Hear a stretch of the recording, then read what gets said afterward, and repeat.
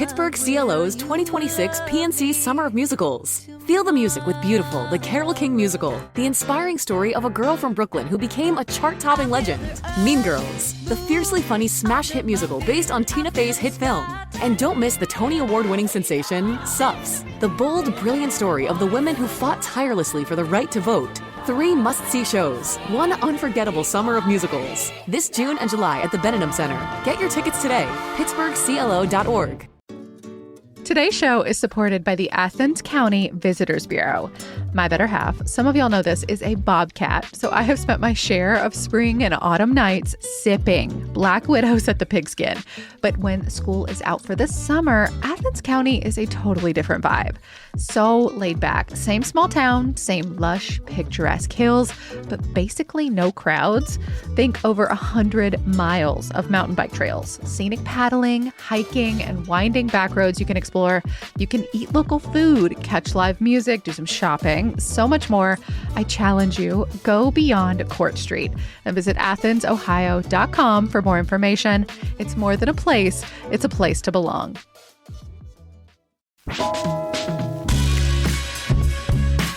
This is CityCast Pittsburgh. I'm Megan Harris, and here's what Pittsburgh's talking about. Hal, do you like chicken? I love chicken. Like, really? In real life? You cook it, you buy it on purpose? Yeah, it's actually funny. I smoke a lot of meats at home. And Would you say sorry?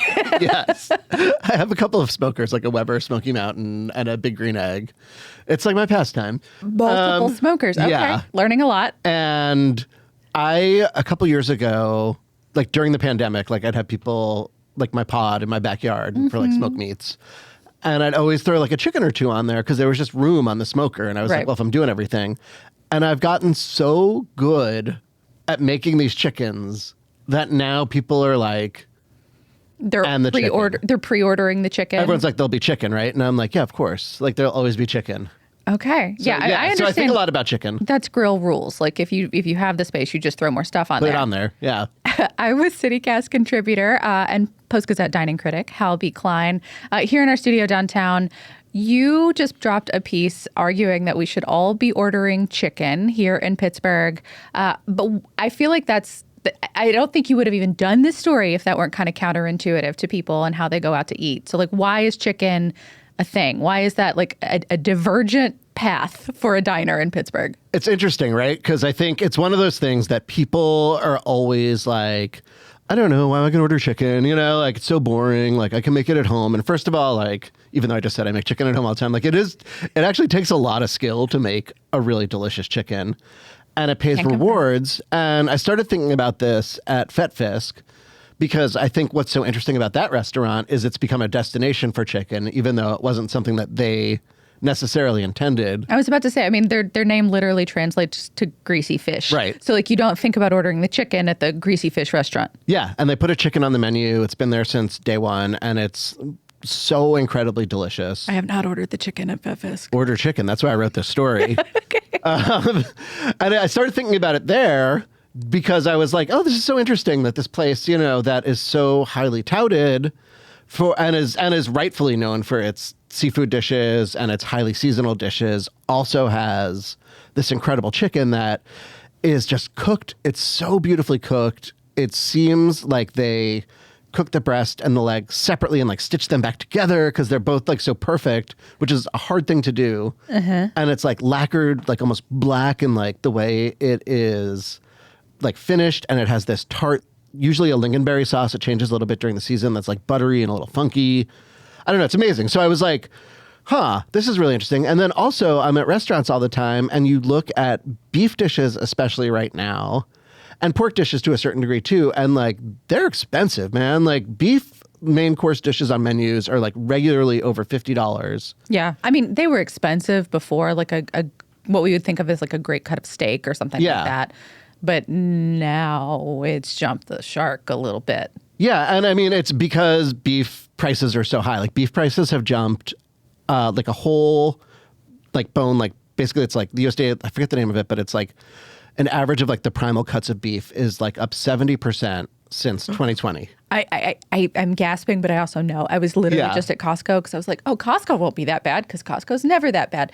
It's all relative. Costco is still awful right now for prices. Yeah. And it's like a number of factors. It's jumped 14.8% in the last year at this time to this year at this time, according to the USDA. Even my beloved flank steak, which is my cheap cut of meat because I know how to cook it. There's nothing cheap about it right now. No, everything's expensive. And so you're also seeing, it used to be, you'd maybe see an expensive, like highly premium cut of beef on a menu. Yeah, or the thing with the gold sticker. What is that? USDA Prime? Yeah. And you'd see like a prime, like strip steak or something like that for like $50-something on a menu when everything else would be a little bit less. Now it's like 70-ish at least. Yeah. And now you're seeing flank steak as like a main course for like almost 50, which is wild because those cuts of beef are typically less expensive. And it might get worse because now there's a parasite called the screwworm that has like crossed the border into Texas. I don't want to be like alarmist. Like hopefully this won't become a thing, but if it does, you heard it here on CityCast. You're not going full mad cow yet, but also like cause for alarm. I mean, okay, so let's start there. Like, what is the reason why you think people should be ordering chicken right now? Like, is it purely economic? No, I mean, the economics play a part because chicken, especially in the last couple of years, has had less of an inflation than other cuts of meat. Also, I should say that you can also order vegetarian dishes. Yes, vegetables are You don't great. have to order Very meat, but this is if here. you want to. Yeah. But also, there's just really good chicken, and I want to push back against the idea that like you still say that with such a tone of surprise. It's just a thing you make at home when you're like too lazy or whatever, and you like throw a chicken breast on a grill. Like it takes a lot of skill to do this, and so I set a parameter also of saying this is like a main course chicken.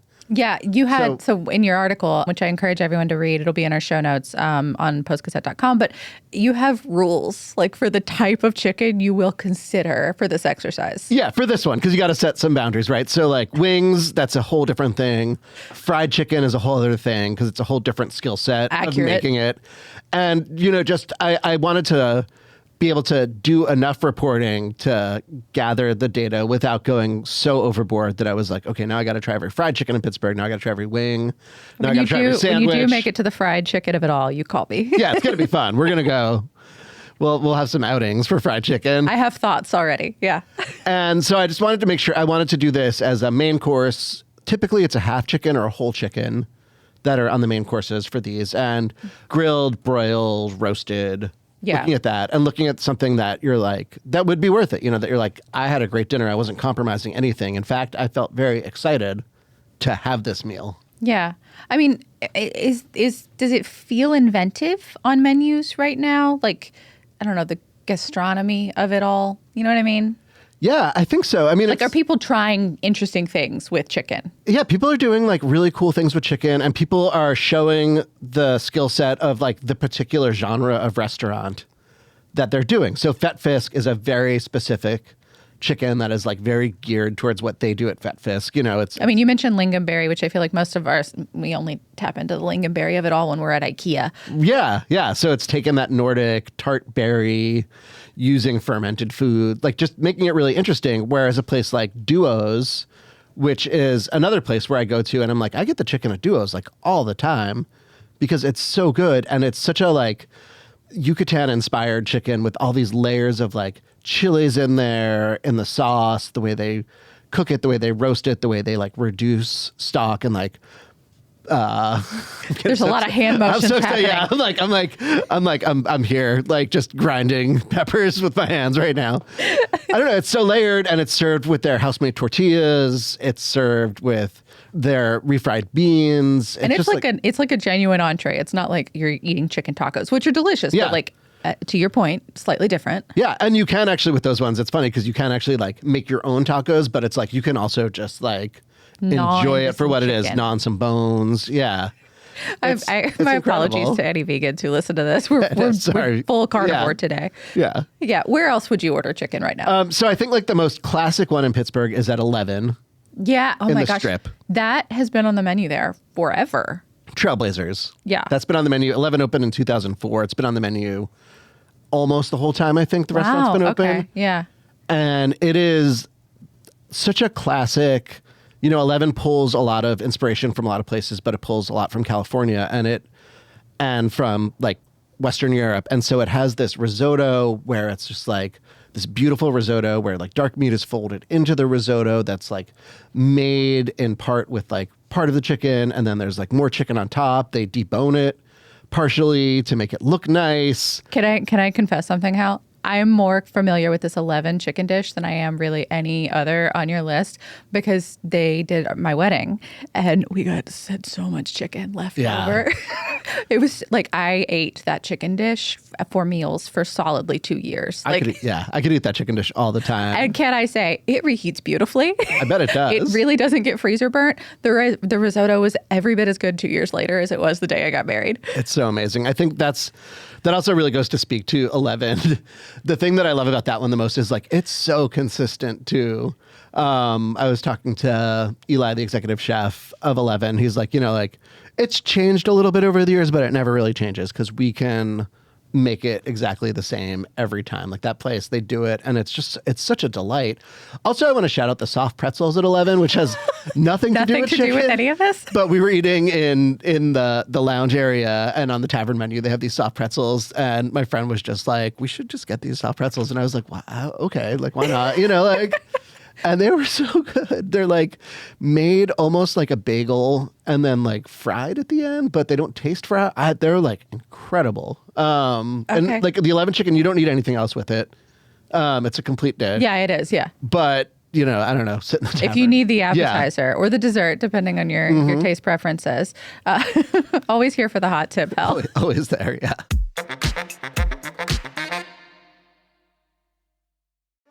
Today's episode is sponsored by the Frick Pittsburgh Museums and Gardens. If you want a taste of Paris right here in Pittsburgh, their next exhibition is perfect. French Modern's Matisse Renoir Degas is coming very soon. We're getting in work from really famous French artists, painters, and sculptors, folks like Cézanne and Rodin. And you don't need to be a dedicated student of art history to appreciate this work. Yes, they are legends now, but back in their day, these artists were considered radicals. And some really put a foundational mark on art movements that we still celebrate today. Things like realism, impressionism, cubism, surrealism, and more. I feel like it's easy to forget, but it's in part because of artists and masterworks like these that we think about Paris and Parisian culture the way we still do today. I, for one, am really excited to see this exhibition, maybe chase it with a stop by the Frick's little cafe and a stroll through the gardens. It's going to be so much fun. Look for French Modern's Matisse Renoir Degas at the Frick starting June 20th and get your tickets at thefrickpittsburgh.org. CityCast Pittsburgh is brought to you today by the Westmoreland Museum of Art. If you've never been, you're not behind. I checked out the Westmoreland for the very first time earlier this year, and y'all, I was blown away by how much art and creativity they have packed into this pretty compact space. And they're bringing a new interactive experience to us this summer. They're doing Puttapalooza, art-inspired mini golf. Seriously, it's open now and runs through August 30th. It's an indoor 9-hole mini golf course that you can actually play. So it's for all ages, $10 for adults, $5 for kids, and anyone under 4 plays for free. There's a cash bar on Fridays, and everyone plays for free on Sundays. Plus, it's super special because everything on the course is inspired by artwork actually displayed in the museum. Athleticism not required, nor is registration. There's also a scavenger hunt. They really thought of everything. Regular museum entry and parking is always free, and while you're visiting, make sure you check out exhibits like Steel Valley Visions and Play Ball, The Art of George Sosnak. Learn more at thewestmoreland.org. Where else? So the one that surprised me the most was Tesaro's. The burger place. The burger place. And my friend Pat, when I was talking about this story, was like, have you had the Tesaro's chicken? And I was like, no. Like, Why would I? And it's even, if you look at the menu there, it's like just sort of like hidden in on like the back page. Half chicken. I mean, they don't even have that big of a menu, but I can see what you mean. They've expanded it a little bit, but it's been there forever. And it's so tasty. And so I was doing mostly kind of finer dining, like higher end restaurants, but I wanted to include at least one place. I feel like granted, as burger places go, Tesaro's is like kind of fancy. Like it's on the higher end of that. It's like, I would say it's like a fancy neighborhood spot. more than anything else. Like, I mean, it's You know where to qualify it exactly, but to me, I think of it as being like, I don't know, $3 signs. I don't know if that's fair. Yeah, no, I don't think it's that. Is it 2 to 3 maybe? Maybe 2. Okay. I mean, they keep the prices. No, I get, I'm just, in my brain, they're fancier than maybe I'm thinking of them as being. I don't know. I think that may be reputational too. I think that represents a shift in the way we eat in the world, because Tesaro's is a bar. I know. It could also represent my personal socioeconomic status too. It's like that, but it's also, I think, like, places have just gotten more and more casual. So what used to be a very casual place now seems less casual, I think. Feels fancier, but has excellent chicken too. Yeah, apparently. has a great chicken. And so one of the things I learned while reporting the story is most of these places brine the chicken first. Tesaro's doesn't. Tesaro's doesn't do anything to the chicken before they cook it. They just throw it in the convection oven first. And then they finish it over their hardwood grill. And as they're finishing it over this like hardwood grill, they're like basting it in sauce. So the sauce ends up seasoning the chicken, and the wood ends up seasoning the chicken, and it creates this like really incredible like tangy caramelized, smoky bird. And the bottom of the breast side especially had been like charred but not overcooked. It was very impressive, and I was like, this is so good, and just like a cool place and a cool spin on Tesaro's. Which you wouldn't expect. Yeah. So I like that. Yeah. And then I've gotten so excited about chicken, I've lost my train of thought. Oh my gosh. What about a newer spot, like Fig and Ash, for example? Been around for a few years. Their menu changes a lot. Their menu changes a lot, and they're a place that didn't really have chicken on the menu as a main course. I was going to say, I didn't think I remembered it, and I've been there like probably once a season for a while. Yeah. Yeah, and their sous chef, Mike Bickle, decided to put one on there, and that one was... Again, so that one is also kissed by a little bit of wood fire, also roasted first. Kissed by the wood fire. That's why you get paid for this. And that one I loved because it was like light and tender, but also had the crispiest skin of any of the chickens on there. And I think the thing with chicken sometimes is like you're going to have to sacrifice something. Like often it's like tenderness versus crispiness. Or like the crisp versus like juiciness inside. Yeah, depending on the cut, of course. And they've managed to like just like straddle that divide and make it, not even straddle it, divide, conquer it, like 2 feet on both sides. And so that one is just like, it's a delight. It's a treat. And then like that one, contrast that with Morcilla, which is like a paella-based chicken, but... more like, Spanish tapas influence. More Spanish tapas influence. And, Lower Lawrenceville there, close to the Doughboy. And they have only had like a couple of like large plate dishes on their menu. Like there's usually 2, maybe 3. Mm-hmm. And they're always great. And the paellas, or the chicken paella has been on there since day one, I think. I don't think I've ever ordered. Or very early on. Again, right? Yeah. That's why I'm writing this story. Because people are like... I see this dish and it's probably good. And I'm like, yeah, get it. Like, yeah. Okay. Thank you. Thank you for being the push. Apparently I and everyone else needs. Around the corner from them is Poulet Bleu. I think a nostalgic restaurant for a lot of people, but it was gone for a while and now it's back. And you're arguing, but I feel like most of their menu is really dedicated to steak frites. Yeah. Yeah. It's a restaurant like named for a famous type of chicken. And true. And it's, it's the only chicken dish on the menu is the main course, but it's great. And that one, as compared to some of the ones that are like Fig and Ash that are like very like, we're brining this with just like a little bit of stuff, we're cooking it and like we're letting it speak for itself. This one is like very French inspired. So there's like a lot going on with process. There's a lot going on with the brine, the saucing. A lot of herbs, I'm imagining. A lot of herbs. It's like almost fully deboned. Which is nice. Like, that's like a really nice thing to eat just because you're just like, like cutting right through it. We're the little drummer boy. This is me reporting.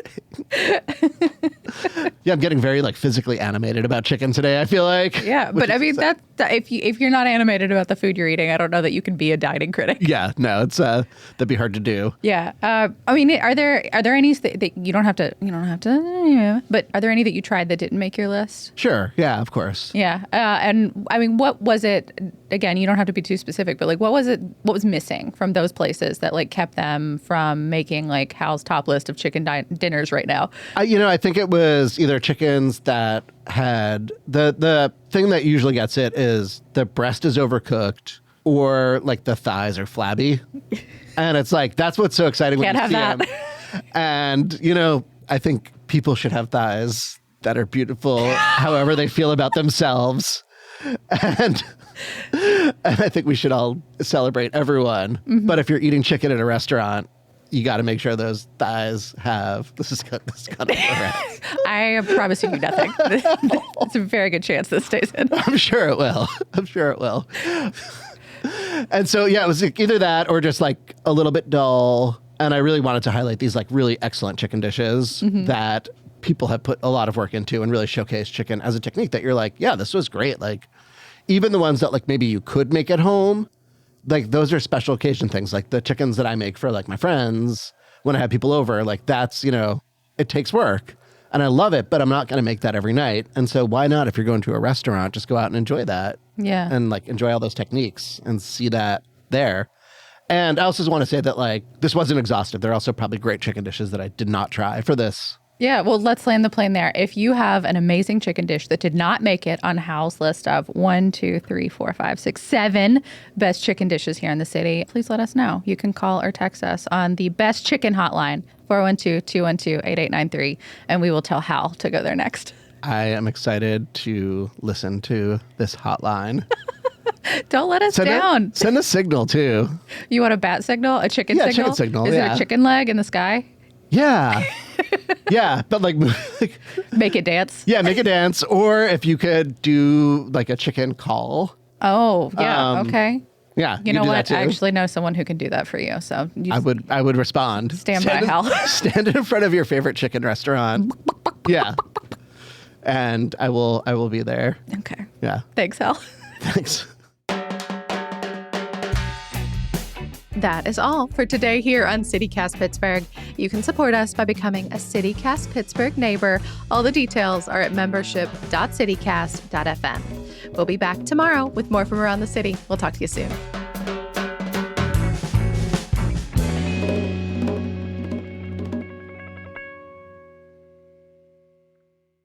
Favorite fast food chicken nuggets? Shockingly, actually, McDonald's chicken tenders. The nuggets are trash, but the tenders are actually decent. Okay, this is fine. Well, if we're talking tenders, I don't know. Have I mentioned this before? The lower Sliding Hill rest stop on the Pennsylvania Turnpike No. has a Popeyes chicken franchise, and their hot chicken tenders there are good enough that at time when I leave Pittsburgh, it's like the only time I eat fast food to go there if I'm driving to like Philadelphia.